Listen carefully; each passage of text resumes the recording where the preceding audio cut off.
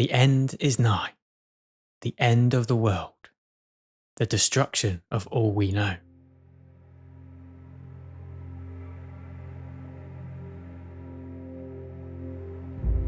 Are we experiencing a sudden seismic shift of human society from a sense of illusionary stability to all-out chaos and destruction? Or perhaps will the apocalypse unfold as a seemingly spiritual transition from one-dimensional reality to another? A mass harvesting of souls, the final act, the ending scene of Maya. If you inhabit the online conspiritual space, it's very likely you've come across the idea that we are in the end times, the timeline to global finality. It's definitely crossed my mind. These final mechanisms to bring about such huge upheaval and change are in some ways comically numerous. Solar flashes, dramatic catastrophic earth changes, climate, nuclear war, alien invasion, devastating comets or asteroids, or the coming of a messianic figure. Or from a more spiritual angle, does the earth simply reset, like clockwork, as it always has, into a new paradigm, a new way of being? There are some that say resets and cataclysms have happened more recently than we realise. This ties into ideas of Tartaria, mudfloods, resets, and lost advanced civilizations, spiritual understanding, and technical knowledge. Only breadcrumbs of these civilizations can be uncovered around the world in select architecture. The theory perpetuates that we are in a state of amnesia and that timelines of history are completely devoid of actual reality and merit. But if the official timeline of history is to be believed, there have been other pronounced periods when people have thought global destruction was around the corner. Similar to the year 2000, the year 1000 saw many in medieval Europe, due to various religious scriptures and millennial expectations and anxieties, experienced increased fear and panic across various Christian-focused realms. Pope Innocent III, whose papacy lasted from 1198 to 1216, claimed the return of Jesus would occur 666 years after the rise of Islam, placing it roughly in 1284, which again caused widespread end times anxiety. A well-respected German astrologer, on the basis of a particular astrological alignment, predicted a huge catastrophic flood would destroy the world as they knew it in 1524. His prediction caused widespread fear and panic. Riots broke out with heavy fatalities. Many early preppers of the time tried to prepare by building arks. On a slightly lighter note, in 1806, it was reported that in Leeds in the north of England, a hen had laid an egg with the phrase, "Christ is coming." Hilariously, religious fear spread throughout the land until it was revealed that the inscribed egg was actually a complete hoax. Fast forward a few centuries, apart from the Y2K millennium bug, which predicted vast technology shutdowns due to the lack of computational 4-digit support for the date 2000, there stood the 2012 Mayan calendar narrative, with 2012 denoting the end of the calendar and thus the world as we know it. But many highlight that maybe this 2012 Mayan date was a shift in consciousness or timelines, rather than a visceral destruction of materiality. So this is a brief skip through some previous examples of historical end times accounts. Again, this is based on traditional timelines and dates, if they are to be believed. So why is now different from these examples in history? Well, I guess there is so much more data that could be argued to support the end times hypothesis. You could view such a devastating process from many different perspectives, with the sole physical reset of civilization occurring due to its destruction, or maybe could a spiritual split, a harvesting of souls, be the result of the end of the world? But also it could be an entirely spiritual process, where people or souls are harvested, moved and transformed to where they need to go next, completely painlessly. Or perhaps nothing happens and it was all a very highly sophisticated LARP, live action roleplay orchestrated on the human, energetic and spiritual levels to keep humanity trapped and cycling through the same challenges and feeding off the negative energies. The very word apocalypse comes from the Greek word apocalypsis, which literally means revelation, disclosure, or the lifting of the veil. and so not necessarily depicting absolute physical destruction. Without a doubt, as always, the waters are murky and very confusing when viewing these grand concepts. There is always unfortunately a hidden hand sowing disinformation and faulty ideas in an attempt to bamboozle people like you and me. We simply just want to know the truth and react accordingly for the betterment of ourselves, our families, and the wider community. All of the noise makes it impossible to decode and understand how things will unravel in the future. One aspect of this unfortunate direct manipulation of the truth and the human experience from a very personal perspective occurred for me towards the beginning of this year. At the time, I felt my ability to sense energy was really starting to heighten to levels I'd never felt before. I even made a video explaining my experiences, not knowing the full implications of what was happening around me at the time. I was able to feel into the months and years, sensing the energy. As 2025 progressed, the energy became more and more intense, to the point that in November and December I was getting a headache. For me, it pointed towards something big and painful happening towards the end of the year for the collective. Then, in 2026, the energy changed very rapidly. It felt very loving and peaceful, but coming towards Easter 2026, everything stopped. There was no energy to read. Later on, feeling into it again, this definitive hard stop, whatever it was, shifted into June, away from Easter. I wondered, what was this complete ending of energy? Feeling into 2027, 2028, there was still nothing. But after a very turbulent time of relentless, intense spiritual attacks, it started to become clear that maybe this ability to feel into energy wasn't as genuine or positive as I first thought. As strange as it sounds, I realised I'd been living in a form of artificial energy simulation. The big question is, how much of the data I was feeling into was actually still true? Was all of it an artificial construction that maybe should be completely ignored? Or was it a temporary heightening of something genuine? I still don't know. Apart from really shattering my belief system, it made me realise how easy it is to be infiltrated. It made me wonder about people who have prophetic visions, dreams, channeling information, or maybe technology in their head connected to ETs. How much of it is genuine, true, and not trickster energies playing havoc to derail us and humanity? It has been a very sobering experience. What can we really trust?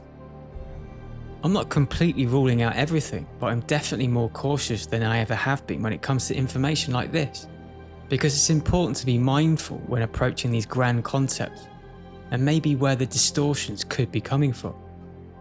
So far, 2025 has been a very personal apocalypse. This is another interesting point. These destructive, transformative energies could be on a completely personal level, more than an external environment and collective event. Due to the energies, it might be that there is no way to hide from hidden or shadow aspects of yourself. The only way to push forward and through is to be absolutely authentic in every way, to reach the other side. Any deviation from this authenticity and healing could cause real pain and friction. It's easy to see on a human level people feeding disinformation into the collective, but could this also be operating on the etheric and spiritual dimensions? Because even when energies and beings feel good, how do you truly know you are not being deceived in some way? No one really does, no matter how discerning they think they are being. This is what I've realised and experienced this year, unfortunately. So, all of the information I present today, and in fact the reality around us, I advise you not to walk around in a constant state of suspicion, but also don't get attached to other people's narratives or information. Be curious, but don't let one system or person or group become your whole belief system. This has been a big lesson for me in 2025.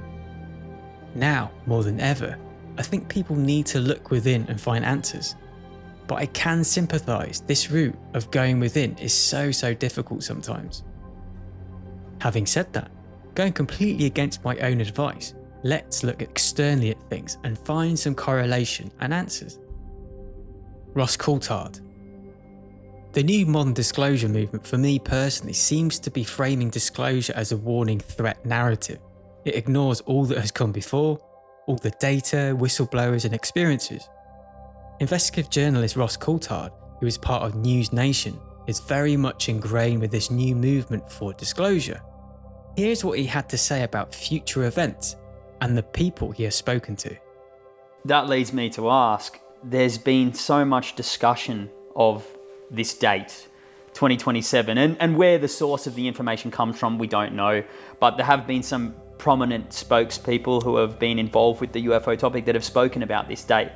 Do you know if there's any validity to that source of that information? And if so, what is your interpretation of that date, if it means anything? There's certainly something going to happen in 2027, and I don't know what it is. Okay. I've also heard 2034, and I've also heard other dates, much later.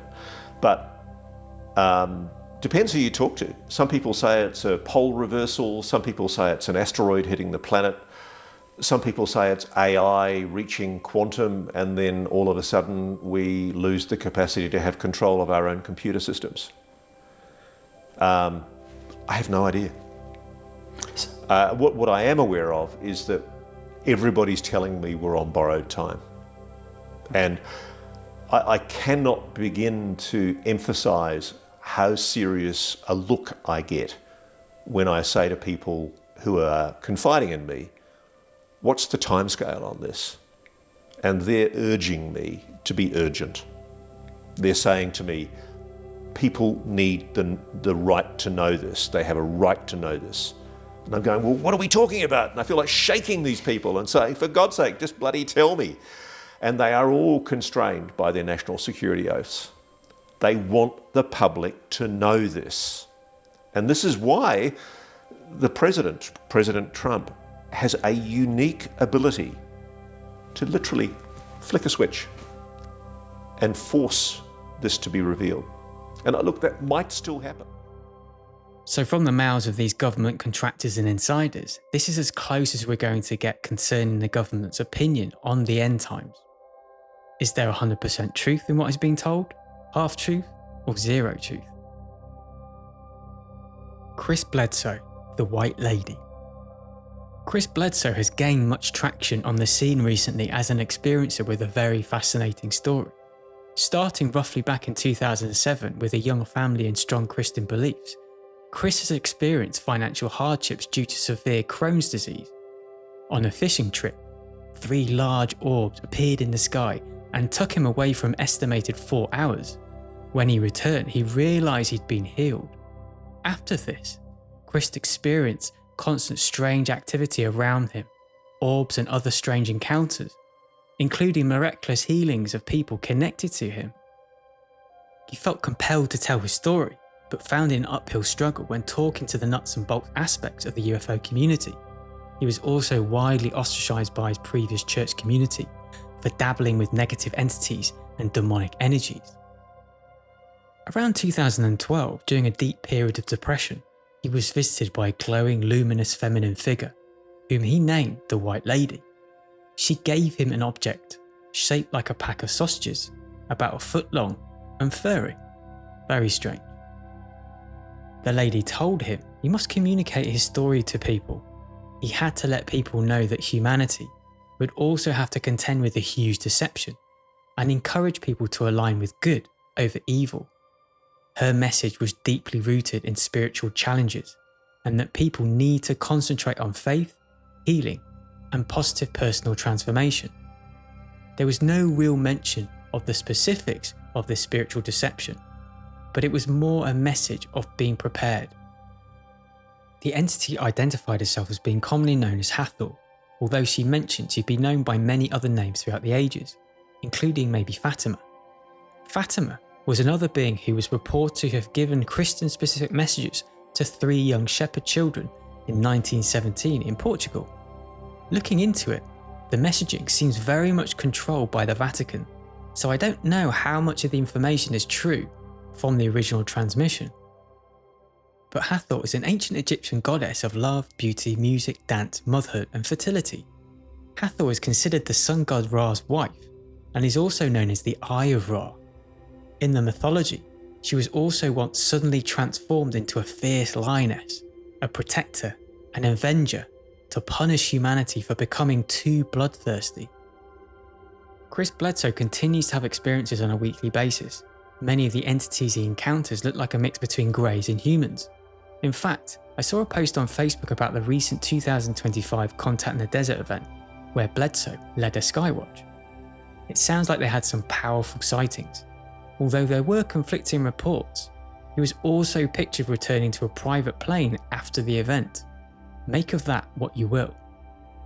According to the Bledsoe family, the CIA, NASA, and other governmental and covert entities have all tried to learn of his experiences.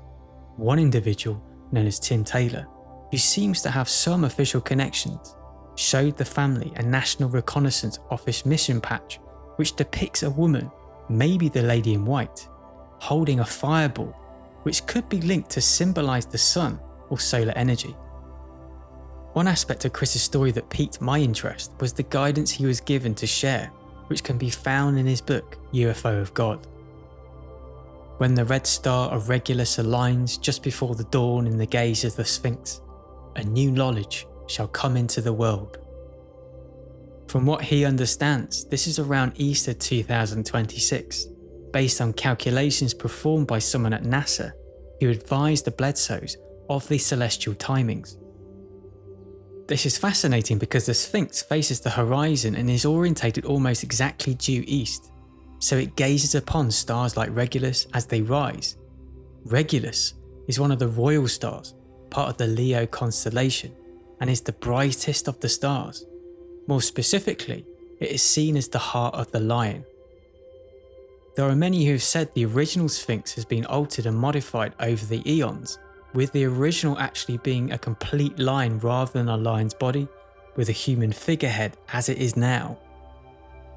Similar to the NRO mission patch with the Hathor-style lady, Space Force Delta 18, which is Space Force's intelligence unit, has another very interesting mission patch, with a Sphinx-like character aligned with a globe and a singular star.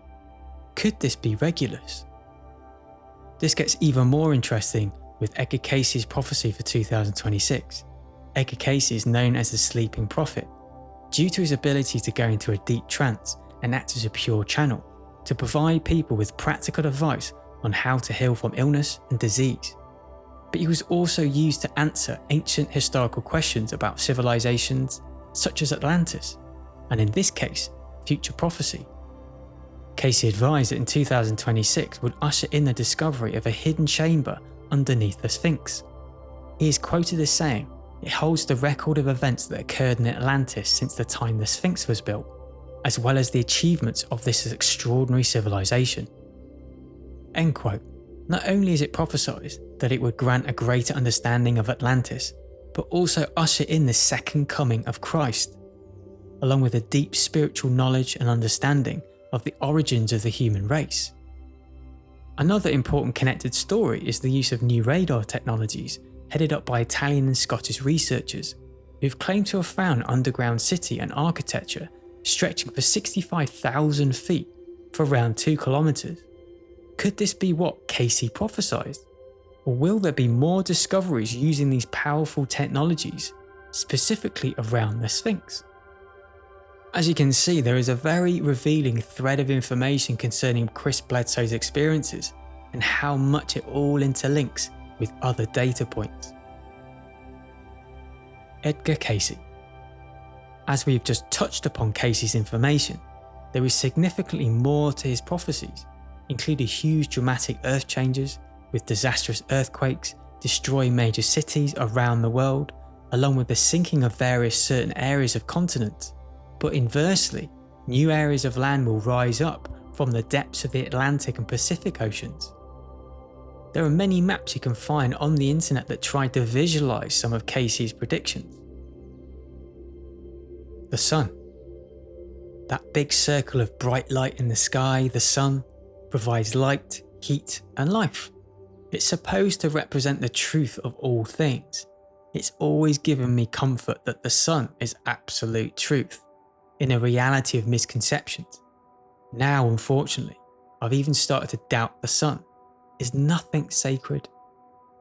There is so much to unpack: the idea of a second sun, solar flares causing spiritual shifts, DNA changes, but also huge potential catastrophic earth changes because of the sun's fluctuating and shifting energy. Podcaster and researcher Crow777, who is widely famed for discovering the lunar wave by filming HD quality video of the moon that detailed a strange wave-like glitch in the image of the moon, Crow has also discovered a second sun, faintly visible through his solar telescope, slightly to the side of our existing known solar body. This huge celestial body has been captured by Crow countless other times and by other amateur sky observers all over the world. And they made sure that it wasn't a reflection, a technical issue, or lens flare. It's a slightly dim looking sun that they repeatedly keep being confronted with. Crow's findings highlight huge concerns when considering US governmental bodies such as NASA and also educational institutions all over the world in terms of how much is being hidden from the public concerning what space actually is and how these celestial bodies operate. Here's a snippet of Crow's discovery. You'll see a little thing go by. This is the first time in the spring of 2016 that I discovered the double sun. There's the sun we see with our eyes. I'm still scanning around. I'm going to scan back over and find the other object for the first time. There it is, top of frame. This is the sun we do not see with our eyes. Now, I was afraid to post this for a long time. You're going to see that it will blur out. I'll mess with focus. I put a huge wrapping paper tube over the end of the Solar Max scope. When you see the disturbance over the face of this, that's what's going on. I'm trying to prove that this isn't lens flare, but all those there, right there. I also take my hand and I do light blocking over the end of the scope, which ironically, the gentleman who I'm about to introduce to you, who you should all go sub, saw this footage way back in 2016 and he replicated what I did, which I'm going to show you here in a minute, which is proof positive. Another individual doing it. Scanning back, there's a little bit of lens flare. There's the real sun that we see with our eyes in the bottom of frame, coming back into frame. Now I'm going to load another clip that I shot. I think I did this 3 or 4 days in a row, coming back to try to confirm this. Now here's a new clip. There's the sun you see with your eyes. That is legitimate lens flare right there. Scan out. There's the sun we don't see with our eyes on a new day. I'm confirming it once again. In a minute here, I'm going to load footage from a gentleman called Chris Van Meter, who took out equipment and replicated exactly what I did here, which is proof in the pudding, but he did something more. In one of the clips, you're going to see a telephone line going in front of the sun we do not see, which is also proof in itself. Again, there's the sun we see. Here comes Chris's footage. There's the name of his channel. You should all go up and sub him. There's the sun we see with our eyes. And there's the sun we do not. That noise is because this is a rip of a rip. We'll have better footage of this as we move along. But there is this, he is confirming in the same spot, in the same year, in spring, what I did. This second sun idea was confirmed by what was described as a prominent and respected astronomer, Paul Cox. You can see and hear the admission for yourself. It's part of an 8-hour stream in 2016 as part of the SLOW website, an online educational tool for school-based astronomy learning. This organisation, it should be noted, has worked in collaboration with NASA many times. Here we are with the live views from the solar telescope just behind me. It's what SLU members are going to watch every single day from now on. And you can see there the sun is on the left. You can see the small black dot, which is just to the right of center of the sun. That is the tiny orb of Mercury. Mercury, you now know so many interesting and fascinating facts from SLU astronomer Bob Berman. You'll be able to tell all your friends. Now, you may be asking yourself, what is that large round thing to the right of the sun? Well, that's our second sun. I don't know if you knew that we had a second sun, but there it is. It's normally hidden from view. NASA and other organizations, they usually hide that stuff away from us. They don't tell us the truth, but you know, there it is. It's true. Anyway, I want to welcome our next guest. The Daily Mirror here in the United Kingdom reported on this very startling truth. NASA cover-up: astronomer claims second sun exists, but space agency usually hides it. Date 6th of June 2016. Prominent and respected astronomer Paul Cox claims NASA doesn't normally let us see the second sun. This shocking admission by a respected astronomer has sent conspiracy theorists into overdrive after he claimed there was a second sun that NASA usually hides. Astronomer Paul Cox was reporting an 8-hour live show about the transits of Mercury across the sun on the website Slow. As he was talking about where Mercury currently is on the screen, he speaks to the camera and says, "You may be asking yourself, what is that large round thing to the right of the sun? Well, that's our second sun. I don't know if you knew we had a second sun, but there it is. It's normally hidden from view.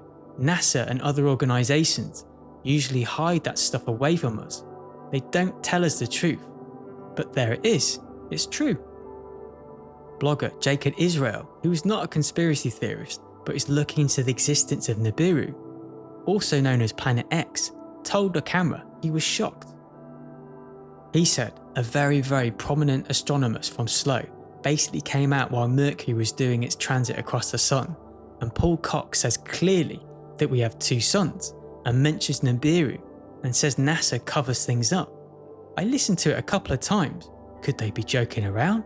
But if that's true, I will say I find it interesting that these astronomers would say what they said. Coming from somebody who is credible in the field and professional, when you say stuff like that, it's meant to be taken seriously. It's not a joke. Returning back to Crow 777 and his research, he had a rather interesting guest in both April and May of this year, Weston Warren, a traditionally trained academic who is now focused on inventions and science surrounding air and surface purification. He appears to be a student of all sciences and part of an independent network of other scientists and thinkers who have really left the constraints of mainstream thinking. All of the information they have collected as a group really contests the majority of mainstream orthodoxy. During their conversation, they seriously explored the idea that our solar system, whatever that is, has a binary sun companion, which can also be referred to as the black sun. It is his opinion that majority of solar systems are in fact binary in nature. Because of the second black star electromagnetic emitter, its energy is highly likely to be influencing the Earth and other surrounding inner planets. It is theorized that electromagnetic frequencies outside of the normal visible spectrum affect planetary cores and are highly likely to trigger geological events. So this then ties into the cyclical idea of expansion of the planet, tectonic shifts, and the resets of civilizations that have more than likely occurred and have been hidden from common knowledge. This sun companion could be the direct cause of increased strange fluctuating weather, the destabilization of the Earth's electromagnetic field, warming seas, increased prevalence of earthquakes due to magma expansion in the core, volcanoes, and increased instances of solar flares. This reason alone could be why governments and institutions around the world want to keep this knowledge secret, maybe to prevent panic it would create. But could these extra powerful energies also affect us psychologically and spiritually? Yes, according to Weston Warren, who sees a very real split developing between people who are more spiritually involved, with the energies actually assisting them spiritually, and the positive upgrading of their DNA. Conversely, he highlights that these electromagnetic energies are negatively affecting people, driving them into more animalistic behaviours. This could be the reason for the heightened sense of emotion we are witnessing in people around the world. It was his opinion that DNA acts in some way as an antenna. Ordinarily, if you search for positive effects of DNA from the sun, the majority of mainstream information points towards the sun being very damaging. But if you really do some deeper digging, there is a lot of research out there and information that completely contradicts this worldview. For starters, there is research that is linked to the repair of DNA through vitamin D and protease enzymes as a result of sunlight. This then all ties into the demonizing of the sun, skin cancer linkages, the spraying of skies for weather modification and solar dimming, anything to stop us from having an affinity and reverence for the sun and its energy. Back to Weston's research, the etheric or spiritual realms he described as defined as counter space, with the sun we see acting as a lens or portal for these spiritual energies, with the possible black star shadowy presence only amplifying the process. Culturally, you can also find some interesting nods to these ideas or possibilities. The MasterCard logo, for instance, with the slightly translucent red and orange spheres intersecting each other, is one example. Is this admission of hidden truth? And David Bowie, who interestingly died in 2016 in relation to the second video clip I just presented. Bowie's final album was called Black Star, and the visuals and lyrics were peppered with mythology, esoteric symbolism, and messages. Not to mention, if the album cover and artwork with the 5-pointed stars was exposed to sunlight, it would reveal hidden stars and symbols. And if under artificial blacklight, it would reveal an illuminated blue glow. Again, is Bowie alluding to hidden knowledge that will unfold in our reality in the future. Bunkers and billionaires. This ties into the so-called upper tier of society, billionaires of the world and their predilection to build remote estates in places like Hawaii and New Zealand, but also the building of deep underground bunkers for the likes of Mark Zuckerberg, Peter Thiel, Larry Ellison, and James Cameron. That's just to name a few of the overt billionaires. Obviously, we have no understanding or information on ancient bloodline families that could be key manipulators and working on behalf of non-human forces. This narrative then ties into ideas of large underground cities and existing civilizations in places like Antarctica, which may have existed stretching back to World War II, or maybe even earlier. Now, billionaires have many obsessions. Supercars, ice baths, exotic animals, you name it, and billionaires usually have it. But of late, they seem to have a new obsession: bunkers. The top 1% are building bunkers. Mark Zuckerberg is constructing one in Hawaii, and it's worth $270 million, $270 million. It's almost like a status symbol now. But why do the super rich need bunkers? Are they trying to survive a war? Maybe another pandemic? Or an apocalypse? Do they know something that we do not? Our next report tells you. Blast-resistant doors, equipped with its own food and energy supplies. This is a 5,000 square foot shelter located underground in Hawaii. The price tag of the project is $270 million. If you want to survive an apocalypse, this is the place to be. Who does this belong to? Meta CEO Mark Zuckerberg. The billionaire is building a bunker, and he isn't the only one. Former PayPal CEO Peter Thiel tried to build one in New Zealand. Bill Gates has plenty of underground security areas, apparently one under each of his homes. Of course, these are the higher end ones, but you could get yourself a basic one for $500,000. It's almost like buying an expensive car. And for billionaires, it's a good way to use some loose change. But where are they building them? Apparently all over the world. But a popular choice seems to be New Zealand. It's attributed to its secluded location, which brings us to the boom in the companies building these survival shelters. Some of them are just basic shelters. They are underground, they have all the essentials, you can survive there for a few weeks. But a handful of them go a step further. Like this one project that includes an island fortress. This is not just a bunker. The entire island is like a fort, with an inflammable moat. Basically, if you try to step foot on the island, it will burn down. But you will be perfectly safe inside the underground bunker. Sounds perfect for a zombie apocalypse. But why are the super rich building bunkers? What are they so scared of? In the last 5 years, the world has survived a lot. A global pandemic, 2 wars, climate change. Some of these bunkers have registered nurses, a collection of drugs, decontamination booths, medical supplies. One even has a full-fledged operating table. Basically, you can survive anything in there. It's almost like modern-day Noah's Ark.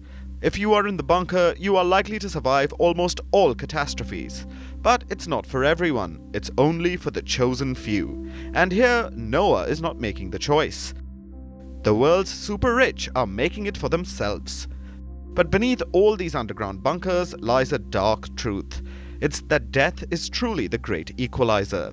And the super rich, just like us, fear it too. They cannot buy their way out of it, even with these underground bunkers and fortresses. But that hasn't stopped them from trying. Earth's disaster cycle. Earth's disaster cycle is a mixture of interconnecting facets, which include solar activity, the Earth's magnetic field, and magnetic polar shifts. It's all one connecting paradigm. Traditionally, the Earth experiences long periods of geological calm, with cyclical disaster cycles that occur roughly every 12,000 years. We are currently well overdue the next one. The main aspect of this is the movement of the poles, which is apparently underway and has rapidly shifted since the 2000s. These events are intensified by the accelerated weakening of the magnetic field. Disruption to our environment can include the delicate navigation of animals, mass extinctions, volcanism, earthquakes, and climate change. This cycle isn't only affecting Earth, again it's affecting many other planets in our solar system. The source of this cycle originally I always thought was maybe due to moving through space, the galaxy, whatever mass or vacuum our solar system sits in, moving closer towards the central galactic sun, which is a slightly new age spiritual concept I've picked up upon.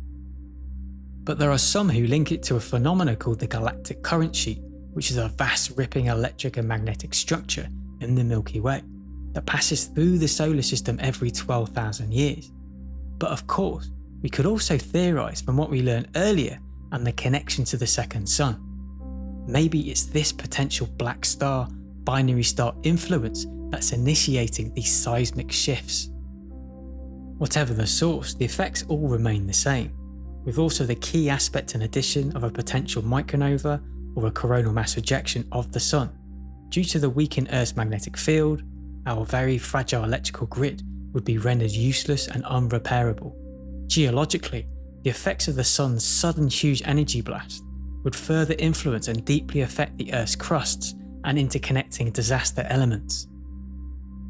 Yes, this all does sound pretty dire, and even if you were a billionaire, could you really escape this type of catastrophe? It also maybe gives context to why Elon Musk is working feverishly to get to Mars, but also why Trump has been pushing to acquire Canada, Mexico, and Greenland. But could this have a spiritual component, with the New Age talk of moving into 5D, or the creation of a second Earth, the rapture? Could all of this have a divine reasoning and purpose? Deep down, I'd really like to think so. These spiritual or religious aspects is what we're going to tackle next. The Kali Yuga. The Yuga cycle is a very ancient Indian cosmology concept with repeating cycles. The cycles are described as Satya, golden, Treta, silver, and Dwapara, in bronze, and Kali, which is iron or dark age. Satya is the obvious golden age, the pinnacle of consciousness in human experience. But as time drips by away from this age, consciousness declines through the various cycles. According to author and researcher Bidhudev Misra, cycles aren't just mythology and fairy tales. They can be physically tracked and supported by real data, such as the change in the shape and volume of humanity's skull. Plus, our ancient landscapes are littered with megalithic architecture and evidence of advanced civilizations. Misra claims in his work that elites and controlled institutions have hidden knowledge and evidence of the cycles of nature and of the yugas. As a result, many of the timelines people lay out for the yugas are highly inaccurate. The Kali Yuga or Age of Kali is the darkest of all the yugas, characterized by people who are largely selfish, greedy, and dominantly focused on material wealth and sensual pleasure, with the poor largely oppressed and the wealthy dominating many of the lower tiers of society. Misra, through his research, claims that in March 2025 we started to come into Kali. Traditionally, yugas are represented in hefty time spans, counted in millions of years, but Misra measures them in a much shorter lengths, or half cycles of 12,000 years, which coincides with the Earth's disaster cycles we mentioned earlier. This then roughly corresponds to the precession of the equinoxes, which is around 25,800 years. As we are transitioning away from Kali, all yugas, especially now, are linked to global cataclysms, such as floods, fires, impacts from comets and asteroids, and sometimes maybe even great wars. Again, another correlation to a hidden external electromagnetic source, Misra connects all of these consciousness shifts and earth changes to what he describes as a central black hole, or the activation of the galactic center. Hopi prophecy. The Hopi, a Native American tribe now found in the southwest United States in Arizona, have some of the strongest and most extensive prophecies when it comes to world cycles. They believe that humanity has endured 4 worlds or cycles. The first world was destroyed by fire, which could have been through a comet impact or volcanic eruptions. The second world was destroyed by ice, likely an ice age. The third world by a great flood, which correlates to many other mythologies from various cultures. We are currently in the fourth world. The current age is marked by corruption, greed, spiritual degeneration, and an obsession with technology. Some of the key signs of the end of the fourth world include the coming of a white-skinned people, European colonization, the arrival of the spinning wheels filled with voices, which could be cars with radios maybe, webs across the land, which could denote electrical cabling and other networks, black ribbons could be roads, and roads in the sky, which could denote aircraft and contrails. Humanity has 2 potential paths detailed within a prophecy rock petroglyph. One is a zigzag path of technological excess leading to collapse. The second is represented by a low line and represents the traditional way of life, agrarian spirituality, harmony with nature, community, and the divine.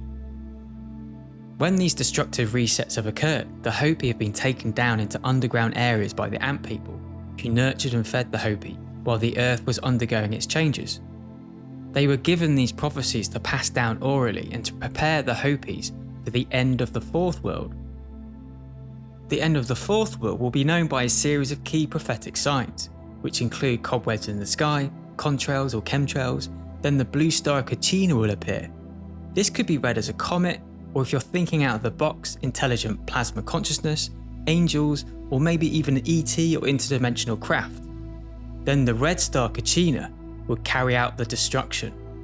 Those that have lived the straight, the true spiritual path will be granted to transcend to the fifth world. This transition is called the Great Purification and includes the return of Pahana, the true white brother. He will wear red and come from the east, carrying the missing piece of the sacred tablet stone bearing specific symbols. This will identify him as a genuine spiritual leader. He will have the power to judge whether people who have lived by divine spiritual principles and are permitted to survive and move on into the fifth world. There is so much to the Hopi prophecies, and again, the depths and correlation to other aspects of information out there is truly astounding. Particularly from a Christian point of view, Pahana is seen as a messianic Jesus or Yeshua type of character. Christian end times. The second coming of Christ, where the Son of God will return to judge the living and the dead and re-establish his kingdom. Before his return, there will be a period of very intense turbulence and difficulty and widespread pain and suffering called the Great Tribulation. This time will be marked by wars, natural disasters, and the rise of many different false prophets throughout society. Another aspect of the chaos involves the desecration of somewhere very holy, which will be labelled as the abomination of desolation. Toward the end of the Great Tribulation, Jesus' armies will defeat and vanquish all elements of evil from the land. The Antichrist and the false prophet will be destroyed to save the true believers. This period will be known as the Battle of Armageddon. After the biblical battles and the end of Armageddon, Jesus will enjoy a 1,000-year reign of earth, where all evil and Satan will be bound and unable to deceive all nations and their people. All curses will be lifted, and justice and peace will reign for 1,000 years. After the 1,000 years of peace and justice, Satan will be unleashed again for the final rebellion, which is abruptly ended. All of the dead are resurrected and brought before the great white throne, where all who have rejected God are cast into the fire. Finally, the new creation, a new heaven and earth is made. The old world is destroyed for eternity. God's people will finally be able to dwell with him forever. Obviously, much of the narratives of these end times will greatly differ between denominations. The imagery and concepts are every bit as warlike and visceral as the times and consciousness when these texts were created for the Bible. So it is a real, true reflection of those times. But overall, these catastrophic events are again threaded and deeply ingrained within Western culture, and the themes and archetypes are viscerally felt throughout all stories and cultures. You can take a softer approach from the New Age perspective, with the returning of Christ not actually being a physical being, but a type of consciousness within. No longer will people rely on a third party or middleman to access higher levels of consciousness and the divine. Much of this is detailed in the book of Revelations, found in the New Testament. Wingmakers. The following material is a very late addition to this end times critique that I'm presenting to you today. The Wingmakers story very recently came back into my reality, maybe for a reason, but I thought I'd explore some of the themes. The entire narrative is very strange, elusive, and interesting. The Wingmakers material, its whole ethos relies on writing, music, and art. It remains a very complex mythology of science fiction, ufology, parapsychology, theosophy, and conspiracies. It all began in 1996, where it's alleged 2 students in Chaco Canyon in New Mexico, United States, discovered a mystical metallic object. The object was found close to a spiral cave system that housed 23 chambers of cultural artifacts, wall paintings, alien technologies, and coded hieroglyphics. The find was made secret by covert groups and hidden from public view. Eventually, the details were allegedly leaked by one of the scientists who worked on the findings. The material is thought to have stemmed from future aspects of humanity as a time capsule to help us develop and understand ourselves and our place in the universe. The brief understanding of our reality is that humans are trapped in a suppression framework or human mind system that was engineered by beings, maybe the Anunnaki. This human experience was designed specifically to enslave interdimensional beings by placing them in human bodies. The human experience is designed to stop humans from being conscious of the true reality of the oneness, what's called the sovereign integral. Within the material, they discuss end times as the great portal, or the era of transparency and expansion, where humanity collectively realise its true nature. It's not a period of destruction, but a new era of awareness and equality. The material very much speaks of the shadow self and integrating shadow aspects, the lower aspects of self, as part of this returning to awareness and oneness, so it heavily relates to Jungian concepts and teachings. Carl Jung. So how much of these end times are really an ending of the old self, an inside job, rather than experiencing external catastrophe? Apparently Carl Jung was very aware of the apocalypse archetype as a recurring concept throughout human cultures all over the world. This archetype reveals deep inner truths about transformation, judgment, and renewal. Although, having said that, it is reported that Jung in his final years of life had a very powerful vision of the last 50 years of humanity. He realised there was a profound period of change and catastrophe ahead. He saw in detail that the Earth, in many areas, would be devastated. He eventually dedicated a whole book, Aeon, to exploring apocalyptic thinking and the meanings behind the book of Revelation. He saw the destruction, but also the symbolism of renewal. So much of Jung's work and the visions could be seen as archetypal and psychological rather than literal events. Conclusion. So, as the final bell tolls and as we dive headfirst towards apocalyptic fiery end of our journey through the end times destructive thinking and exploration, it does feel that we are inherently encoded as humans with end times psychology. If you believe in the reincarnation cycle, there is a distinct possibility you may have experienced huge destructive earth changes many times before. This could be merely a repeating cycle, baked into these human vessels we inhabit through our family lineages and epigenetics. I can't help but think there are spiritual reasons and effects behind these end-time prophecies.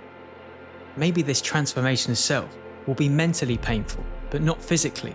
Maybe this is an inside job, and the external reality simulating falling comets, great wars, earth tectonic shifts resulting in volcanoes or earthquakes and solar flashes. is a reflection of what's been happening deep inside us collectively. There is undoubtedly a common thread that moves and weaves itself throughout various religious or spiritual orthodoxies and end times mythology. I didn't even really touch upon more New Age concepts such as the return of Christ consciousness and the idea of new Earths or humanity moving into 5D. Currently, there is so much information being garnered from channeled sources, but also via QHHT data from hypnotized individuals talking to their potential higher selves. The world out there is chaotic, and it's increasingly hard to really trust sources of information which previously you used to latch onto and revere. This could be part of the process, a foghorn call in the misty darkness to return to yourself, decode yourself. I think what is guaranteed is a series of very eventful years ahead.